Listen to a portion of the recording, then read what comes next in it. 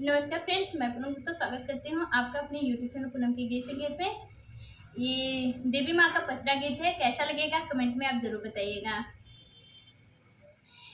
निबिया के डरिया बैठे धोई रे सुगनवा हो कि बोरवे होते ना। निमिया के डरिया बैठे धोई रे सुगनवा हो कि बोरवे होते ना। बोले मधुरी बचनिया हो कि बोरवे होते ना। बोले मधुरी बचनिया हो कि बोरवे होते ना। जाबा हो सुगना वही के तली के बनवा है जगाई हो लावना। जाबा हो सुगना वही के तली के बनवा है जगाई हो लावना। कि सोवे सातो बहिनिया की जगाई हो लावना। कि सोवे सातो है बहिनिया की जगाई हो लावना। कई दिन जात लगी है कई दिन आवती हो कि कई हो दिनवाना।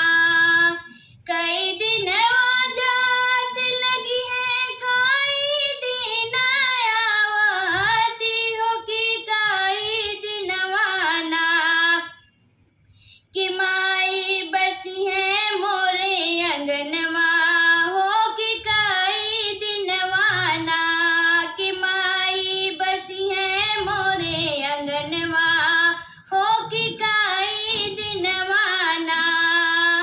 पाली भारी जात लगी है पाली भारी आवत हो कि नावे दिनवाना।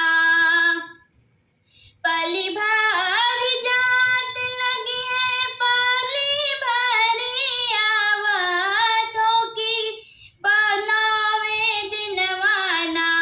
हो बसी है मैया मोरे अंगनवा हो कि नौ दिनवाना। कि बसी है मैया मोरे अंगनवा हो कि नौवे दिनवाना। कवन मैया हंसत आवै कवन मैया गावत हो कि कवन मैया ना। कवन मैया हंसत आवै कवन मैया गावत हो कि कवन मैया ना। हो चढ़िया में रथ सवरिया हो कि कावन मैया ना।